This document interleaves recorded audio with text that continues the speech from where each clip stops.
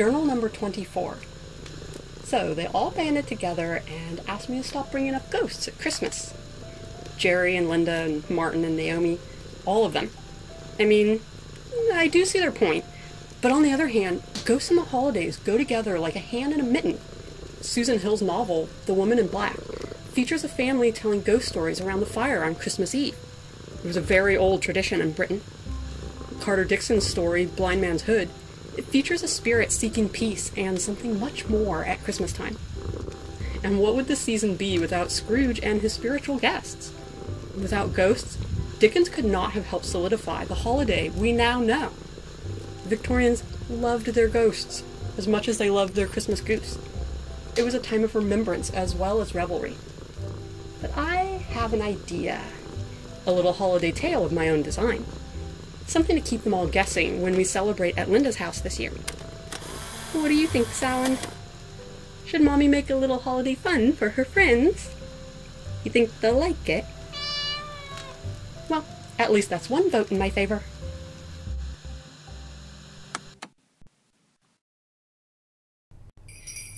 Surprise! You found the first tape of my holiday game in your stocking. 11 more are hidden around Linda's house. Each tape contains a chapter of my Christmas story, and you're in charge of trying to find all the tapes to complete it. Each tape will give you clues to where the next one is hidden, so try to figure them out. Are you ready? Let the games begin! Chapter 1. Drummers Drumming.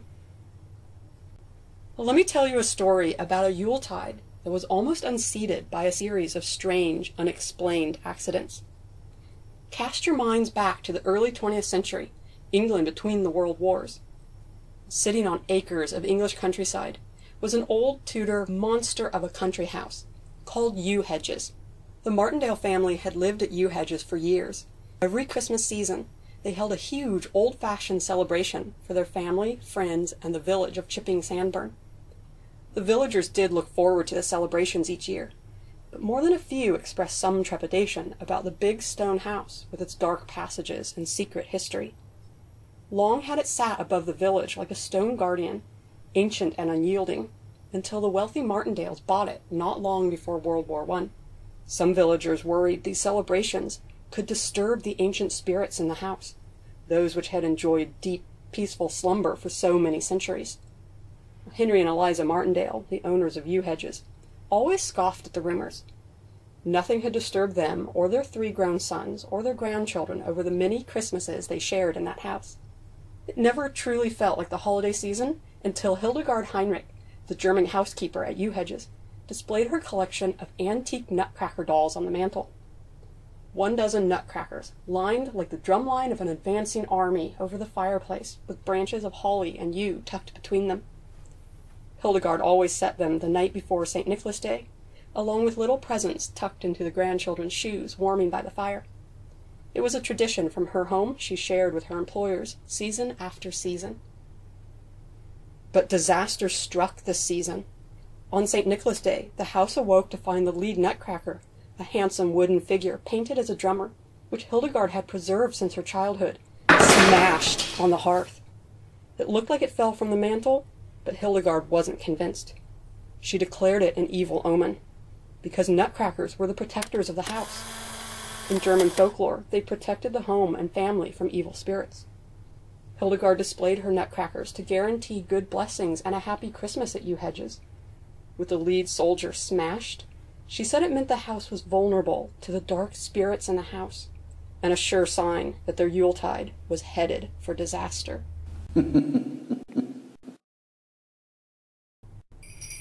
Congratulations! You found the next chapter, hidden here by the nutcracker on the mantel. Can you find the next one? Chapter 2. Piper's Piping. It had been a bit difficult to convince Hildegard to remain in the house for the season. Eliza Martindale assured the housekeeper that it must have been an accident. Only the one nutcracker had been harmed. The rest were intact. Henry Martindale spent several hours painstakingly restoring the broken soldier, but he once again took his place of honor on the mantel that night. Well, Henry, satisfied with his work, sat in his study with his pipe and sharing a bowl of smoking bishop, a Victorian mulled wine shared by Ebenezer Scrooge and Bob Cratchit at the end of A Christmas Carol, with his 3 sons. Derek Martindale, the eldest, had brought his wife Catherine and their boy Edmund to the family's Christmas celebrations. George Martindale, the middle child, had brought his wife Marjorie and their 2 children, Jane and Calvin. And Simon Martindale, the youngest, brought his girlfriend Diana. 11 in the house for Christmas, Henry thought as he puffed on his pipe with a warm, cozy, replete with goodwill glow. A full house. But suddenly, Henry stopped chatting with his boys, because he heard something whistling through the walls of his house, like the wind piping through the chimneys. Except that night was eerily calm, the air crisp with the newly fallen snow, the moon bright as a silver sixpence in the sky. But there was something unearthly and musical about this sound. Where was it coming from? Down the hall? What was it? A piping hot tea kettle whistling on the hob? A draught squeezing through the cracks in the window seals? A far-off hornpipe, whose last clinging notes stretched on a dying breeze? What could it be? A cold finger touched Henry's heart. What if, and he dared not dwell on this sudden, superstitious idea, it was the mournful cry of the spirits stealing into his house ever since the nutcracker fell. He swallowed his draught of smoking bishop a little too soon and began to choke in surprise. Well done! You found the next chapter, here inside the tea kettle on the stove. Where will the next one be? Chapter 3. Lords Leaping. Henry's choking startled his sons and inflamed the household, but he quickly recovered, passing the event off with a wry grin and dry humor. Eliza wasn't appeased so easily, since she lived in fear for her dear husband's heart, which had weakened with age. She sent him to bed early. But the night wasn't restful. By now the wind had truly begun to whistle and screech about the eaves of Yewhedges. The old floors moaned and creaked. Henry couldn't stop picturing the clumping chains and heavy, groaning lockboxes tethered to Jacob Marley. Was there some grim spectre out there waiting for him? But that was nonsense. Henry, feeling the chill of winter seep into his bones, rang his bell to ask his valet to build a fire in his room and to bring him a hot water bottle. The extra warmth did little to warm his soul. When the fire cracked and popped, it sounded like distant gunfire. When the bottle between the sheets toasted his toes, it almost felt like acid eating through his flesh. Wait! The water was burning his flesh. The bottle had burst somehow and leached boiling water across the bed. Henry leapt out of the bed with a yelp, but his foot landed on a loose log that had rolled out from under his bed, the log which his wife was saving for the Yule log. Henry slipped and crashed to the ground with a great scream that woke everyone. His heart hammered painfully in his chest, his eyes bulging. The household rushed to his room, dressing gowns hanging loosely over mussed pajamas, all their hair badly in need of a comb. Eliza shrieked when she saw her husband clutching his heart on the floor. He was able to recover, but the incident left him pale and sweaty, his breath short and wheezy. Someone offered him tea or brandy, which he refused, saying he would be all right if he just let his heart calm down again. The valet could not explain away the incident. He had used his master's usual hot water bottle and had noticed nothing amiss. He had filled it with water from the tea kettle on the hob. It was a mystery to him what had happened. Although many minds thought it, no one said whether it was one of the old spirits of the house seeking vengeance on the lord of the manor. But when they all returned to bed, every single bedroom door was locked tight, just to be safe. Congratulations! You found the next chapter here under the bed in the master bedroom. Don't trip on any Yule logs now. And now, back to the story. Chapter 4. Ladies Dancing. There was an edginess and tension at Yewhedges in the lead-up to Christmas Eve. Memories swirled like blizzard snow in all their heads. The death, or was it murder, of the nutcracker, the odd whistle through the walls, Henry's accident. Eyes constantly flicked over shoulders, waiting for ghosts to rise out of the ground. The butler, Hargreaves, refused to bend to such superstitious piffle, and ordered more fires to be lit in the house to chase the clamminess out. Yewhedges had become strangely drafty this year. Nonetheless, Christmas Eve arrived without any other incidents. Huge swaths of greenery were ushered inside to deck the halls, and the large Christmas tree stood proudly in the foyer. Everyone helped to decorate the house, the children getting tangled up in the popcorn and cranberry garland, the husbands trying to ambush their wives with the mistletoe, and Henry Martindale lording over it all with a Father Christmas twinkle in his eye, despite Eliza's protests that he'd take it easier this year. Derek caught his wife Catherine up in an impromptu waltz, brought on by just a finger too much Christmas brandy and the mistletoe in her hands. Simon and George followed suit, and soon there was a whirl of dancing ladies and their escorts in the drawing room, as Eliza and Henry sat together with their hands overlapped, smiling at their happy children.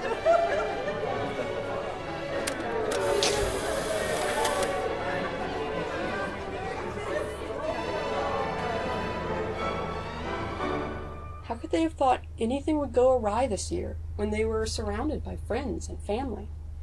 Hildegard found it harder to get into the spirit as she circled the house supervising the decorating, because at night she continued to hear strange murmurs and whispers through the walls of the old house, secret voices planning dark tidings, voices from regions beyond.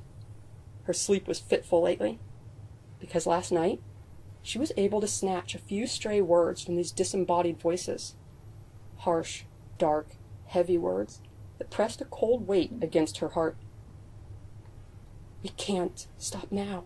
It has to happen on Christmas. Excellent work. You found the next chapter nestled here inside the Christmas tree. Will you be able to find the next one? Chapter 5. Maids Milking. Christmas morning dawned bright and sparkling as the sunlight caught on the fine crystals of fresh snow blanketing the grounds at Yewhedges. The grandchildren, Edmund, Jane, and Calvin, were already out in the snow in their pajamas, checking to see if they could skate on the pond on the grounds before Christmas dinner. Hildegard and Hargreaves shooed the children back inside to warm up before they caught a nasty chill. Inside the house, the kitchen staff worked briskly to prepare all the treats for the Christmas Day feasting.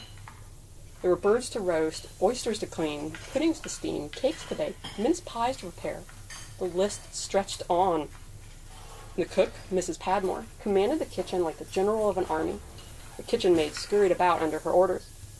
Christmas dinner was always a challenging feast to prepare, never mind all the other meals of the day, and Mrs. Padmore weathered all the unforeseen setbacks that always occurred, like his lordship's marmalade disappearing from the larder before she could serve it for breakfast, or how the maids forgot to clean up the coal dust on the floor near the wood stove, or one of the pudding basins breaking, or the fact that they ran out of vinegar and lemons far sooner than expected. Mrs. Padmore did have to admit that this Christmas season seemed to be beleaguered by bad luck more than previous years. Gladys, one of the kitchen maids, suddenly jumped back with a yelp. She was helping to prepare the oyster soup for the feast. The milk she was using had curdled overnight. Mrs. Padmore told Gladys not to worry. They'd save the curds to make cheese later, and she could grab a fresh bottle of milk out of the icebox. But that milk had curdled overnight too, and the next bottle, and the next bottle. All the milk had curdled in the house. A distinct pall fell over the kitchen. Curdled milk was an old superstition. Bad luck always followed. The house must have been cursed this season. Gladys had remembered her grandmother telling her about ghosts and demons, souring milk and poisoning food wherever they walked. Try as they might, none of them could forget about the fallen nutcracker and the whispers in the walls. I bet you didn't expect to find the next chapter in the refrigerator. But you did. Now, on to the story. Chapter 6. Swans Swimming. While the kitchen wrangled with the feast, the Martindale family busied about the drawing room with opening the stockings left between the children's bedsheets and opening presents after breakfast. Stuffed with a stout English breakfast, the kids could wait no longer. It was time to play in the snow. The adults agreed it would be a splendid way to get in some exercise before their large Christmas feast. So they all bundled into coats, scarves, mufflers, and wraps, and braved the crisp, cold winter wonderland. The pond was frozen enough for the family to skate. Eliza protested against Henry joining them, her fear from his fall weeks ago never quite leaving her. If he fell on the ice, it could be much worse. Henry began to kick up a fuss at being left out, but once he saw the fear in his wife's eyes, he calmed down and joined her for a cuddle on the bench nearby, watching his grandchildren try to race each other on their brand-new skates. Shouting sprang up in the wintry air. Henry and Eliza watched as their eldest son raced toward his boy, Edmund, yelling at the top of his voice, steam puffing from his screaming mouth. And underneath this chorus of shouts, the unmistakable and terrifying crackle of breaking ice. The grandparents watched in horror as Edmund fell through the hole in the ice, his little head vanishing under the frigid water. Overhead, the wind whistled by like the shriek of an approaching demon.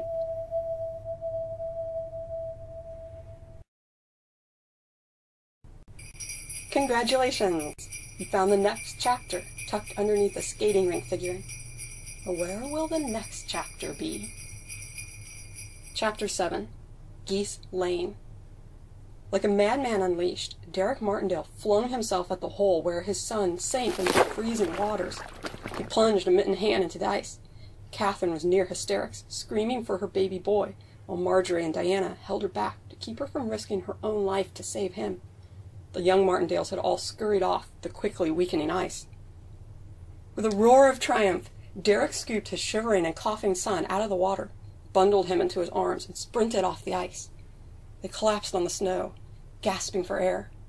Hargreaves and Hildegard raced out of the house, spotted what had happened, and quickly ordered fires to be lit, blankets to be brought, and hot chocolate with brandy immediately served to the shivering father and son. No one dared to speak the thought that scurried like a panicked rat through all their heads. This was turning into one coincidence too many. Something cursed this Christmas. The wind rattled the shutters and sang under the eaves. It sounded too much like angry ghosts wailing in the dark corners of the house. Edmund just said he didn't hear the ice cracking until it was too late. They all hoped silently that that was true. They didn't want anything else to happen. A Christmas dinner was served at 2 p.m. sharp. Mrs. Padmore served a feast to end all feasting. The oyster soup, now made with a little cream instead, was rich and delicious and helped warm the bones after the chill of the outdoors. And then came the crown jewels, the huge roasted goose, the roasted and boiled turkeys, and a large sirloin of beef, served with succulent gravies, chestnut stuffing, and old-fashioned sauces. There were potatoes and parsnips and carrots, all buttery and savory. And seconds were almost mandatory at this table. You just had to have another bite. Henry settled into that sleepy haze that followed the main course, awaiting the Christmas pudding with a childlike glee. This was his favorite part. Seeing the blue and gold flames of ignited brandy lick the sides of his proud cannonball of a pudding was just as exciting for him now as it was when he was a boy. The anticipation helped soothe his jangled nerves after that disastrous scene at the pond.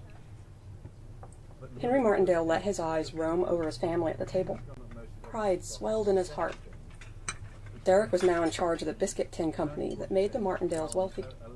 He had soldiered on through the setbacks and natural reversals of fortune that all businesses suffer, with grace and good humor. He worshipped Catherine and idolized Edmund, and right now he was listening attentively to his son, who greedily stuffed roast goose in his mouth with all the healthy vigor of an active child. He had recovered quickly from the freezing waters, which was a real blessing. Well, George worked for the Bank of England and lived in a smart London house with Marjorie, Jane, and Calvin. George hadn't taken to the family business like his older brother had, but he was a strong, silent, intelligent man who never denied his family the best opportunities. Jane and Calvin went to some of the most prestigious schools in the nation, and George and Marjorie always provided them a background of art and culture to broaden their minds. Museum trips, plays, studio tours, books on every known subject. They wanted to ensure their children had the best future awaiting them. Well, Simon was now the curate of a small parish in the countryside, with the modest ambition of becoming the vicar. Henry knew Eliza cherished a not-so-secret wish that Simon would finally propose to Diana, who would make such a splendid wife for him.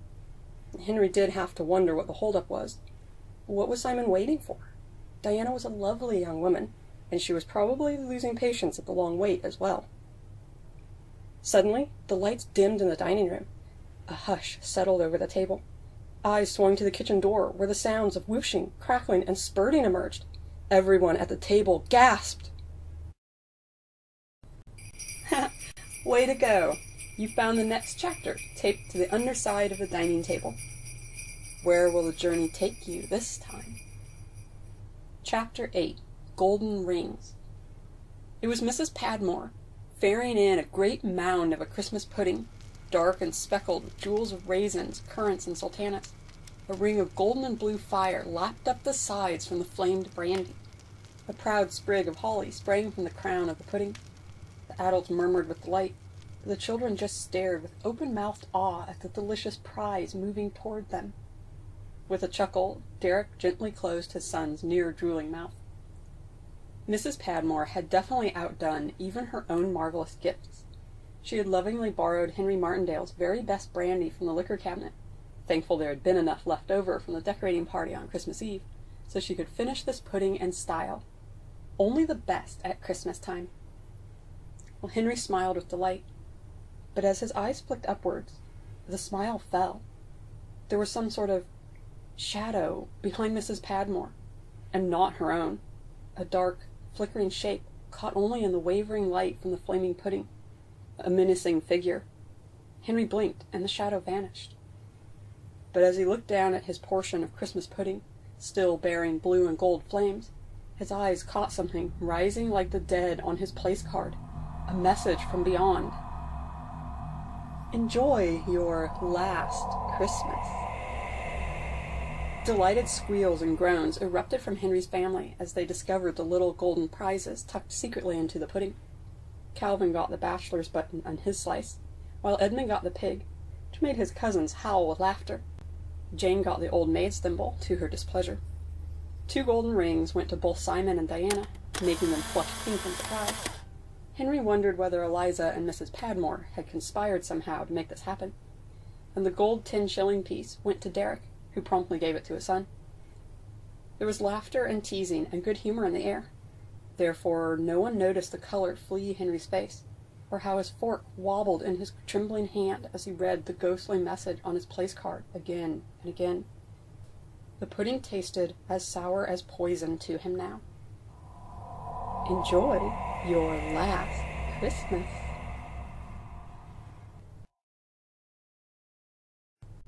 Good work! You found the next chapter here in the liquor cabinet. Where will this chapter take you? Let's find out. Chapter 9. Calling Birds.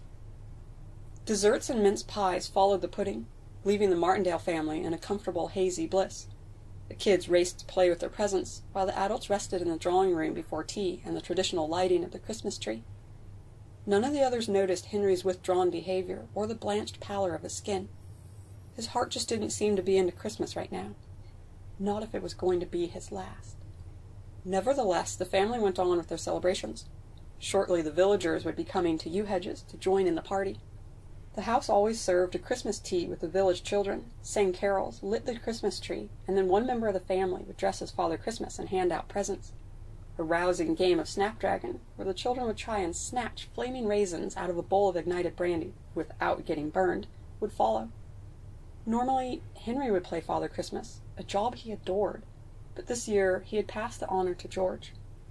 As the villagers arrived in droves, Marjorie took her place at the piano in the music room to play some festive carols. As the kids gobbled up cakes and scones and mince pies, the adults would gather around the piano and start singing along. Yewhedges was soon filled with chatter and music, voices lifted together like a choir of songbirds. With the delectable Christmas cake reduced to crumbs, the tree was lit to the oohs and ahs of the children. George then descended the front stairs in a Father Christmas suit, hat, and fake beard, a large sack slung over his shoulder, and bells jingling on his boots and belt. The kids cheered, clustering around him to get the best view as he handed out the little wrapped gifts. Parents beamed watching this annual display. Trust the Martindales to put up a wonderful Christmas tea. But few paid any mind to Henry Martindale, normally the centerpiece of these celebrations, as he stole quietly into his private study. He had some final holiday wishes he wanted to write down. The message from the spirits still trilled through his head like the cry of a vulture. Nice job! You found the next chapter taped under the piano bench. Let's see where this one goes. Chapter 10. French Hens. The Yewhedges settled down somewhat after the visit from Father Christmas. The children were taken to the dining room to play Snapdragon. A A few brittle shrieks of laughter burst from the room if the little hands weren't swift enough to snatch the raisins from the flaming brandy. But to these sounds Henry paid no mind. Alone in his study, he drew a sheet of paper toward him and began to write. It wasn't a will. He had a firm and fair one filed with his London solicitor, everything divided neatly between his 3 wonderful sons. No, this was more of a list of wishes for his family. If this was to be his last Christmas, he wanted to be sure they remembered him and their blessed traditions. To always let Hildegard dress the mantle with her nutcrackers, to let his 3 sons gather together and share a drink of smoking bishop in his memory, to make their wishes on the Yule log, to keep the joy while decorating the house on Christmas Eve, to take care of all the staff and treat them well, to play in the snow when they could, to be grateful for the food on their table and the pudding on their plates, even if it's not made with the best brandy, to sing and laugh and play and keep the day merry. He addressed the letter to Derek, George, and Simon, his 3 boys. They made him so proud. The study door opened. There, silhouetted by the lights of the Christmas tree beyond, was a cloaked and hooded figure, like the 3rd ghost that visited Ebenezer Scrooge, only this was the ghost of Christmas never to come. The figure was tall and slim, and the cloak they wore was rich, blood-red velvet. The hood left the face in deep shadows. The figure did not speak, but it carried a plate in its red, gloved hands. "You've come for me," Henry said quietly. He knew this must pass. The spirits had come, had chosen him as their focus. They had plagued this family, left their warnings, made their decisive threats. And to save his family, such as little Edmund, whom they almost lost to the ice, Henry had to make this sacrifice. His eyes dropped to the plate. A little Christmas cake sat upon it, barely more than a fat mouthful. The rich marmalade had been sandwiched between the fruitcake layers. Seville orange marmalade, his favorite. Such a perfect little morsel. The house grew eerily silent. Not even the wind dared to make a sound. Henry's eyes flicked upward, a silent plea glowing in them. "Please," he said, "don't hurt my family." He took the plate from the spirit's hands. Great job! You found the next chapter here in Linda's desk drawer. Only one more to go. Chapter 11. Turtle Doves. Eliza was the first to notice Henry was missing from the festivities. She asked George if he'd seen his father. George said no. He was busy in the upstairs powder room, removing the Father Christmas costume. They both went to Simon and Derek, who said they were in the library, choosing a story for the kids later tonight. Marjorie and Catherine had been pulling Christmas crackers with some of the kids, sweeping up the large pile of pulled cracker remains off the drawing-room floor. Diana was freshening up in her bedroom. Hildegard and Hargreaves were overseeing a snapdragon game in the dining room, saying goodbye to the few stragglers so Mrs. Padmore could take the bowl with the extinguished brandy. None of them had seen Henry. Derek thought about the study, but when he went to check it out, the door was locked tight. He felt a cold shiver wriggle down his spine. Something was wrong. He pounded on the door, but nothing inside answered it. Hargreaves used the master key to unlock it, and the Martindales spilled into the study.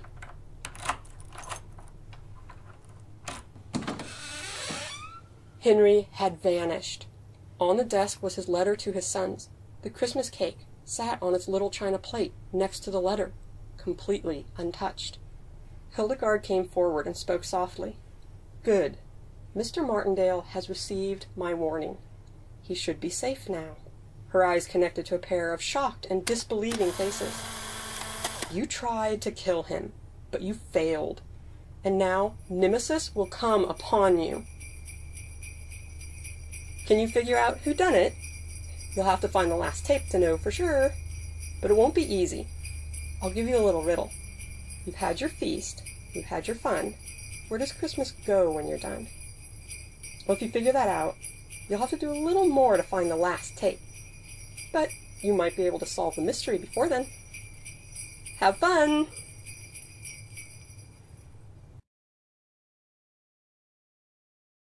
Congratulations!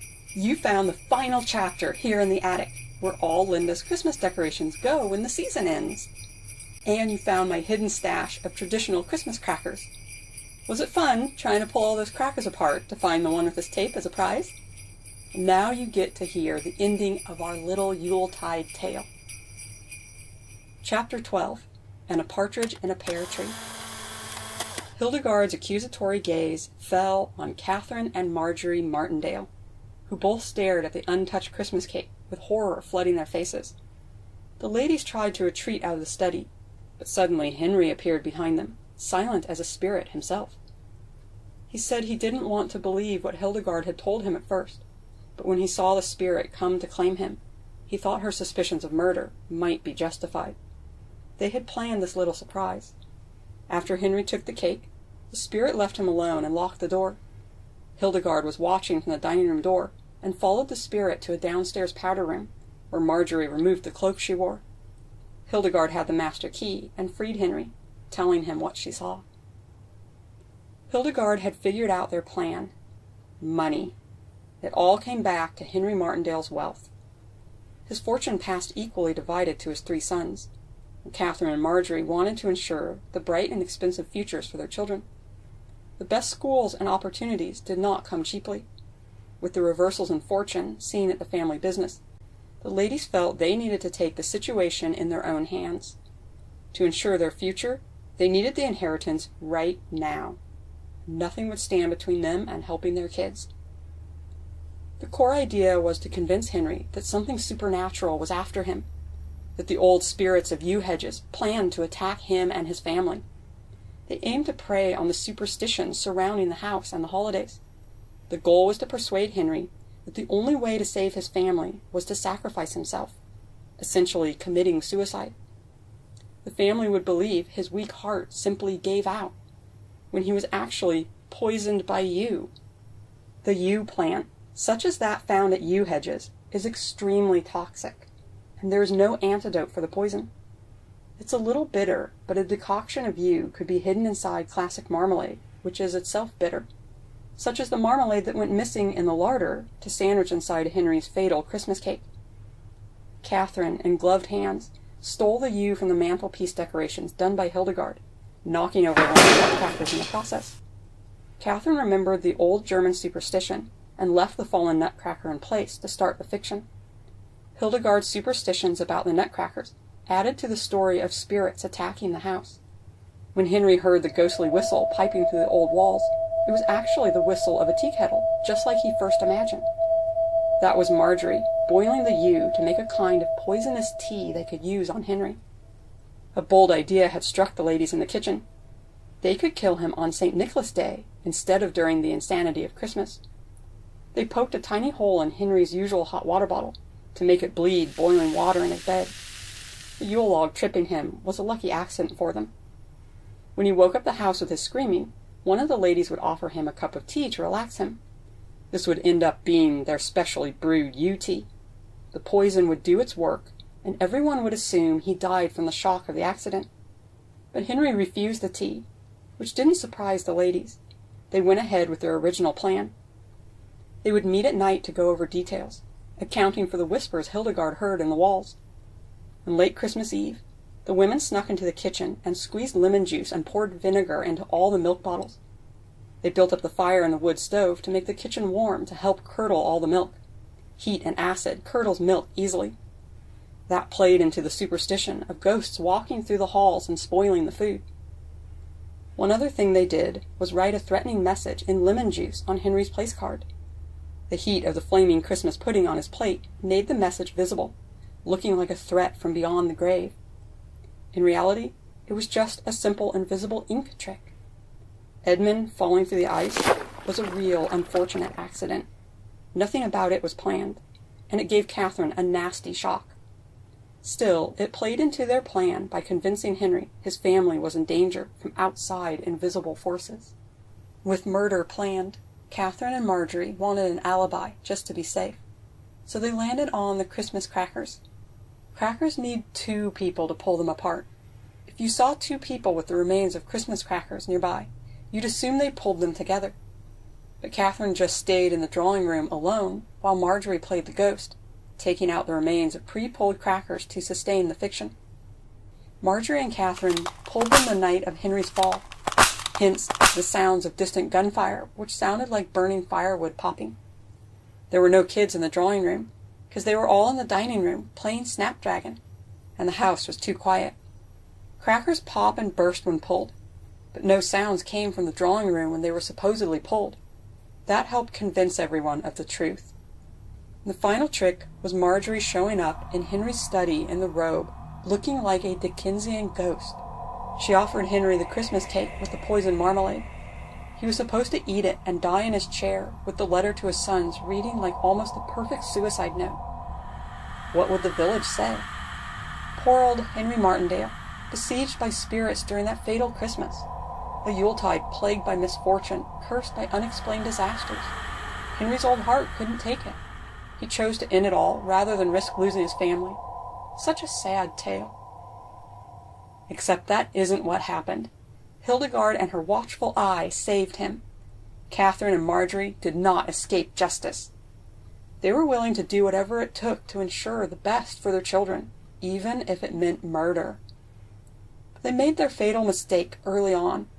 Hildegard noticed that a branch of yew was missing from her mantel decorations when the nutcracker was found on the floor. Knowing how poisonous it was, she began to suspect someone was in danger, so she started to watch and take notes. Because, mental note, never mess around with someone else's Christmas decorations.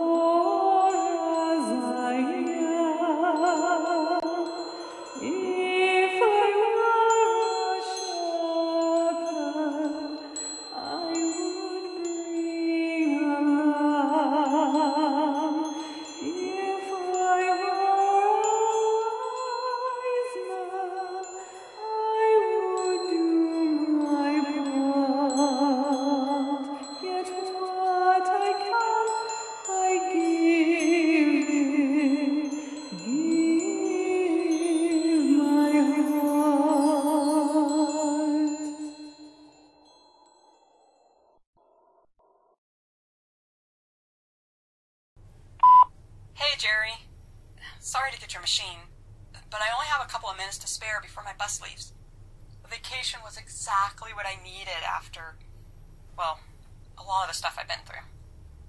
I got to meet up with some old college friends in Ireland while we studied some of the regional folklore on the wee folk.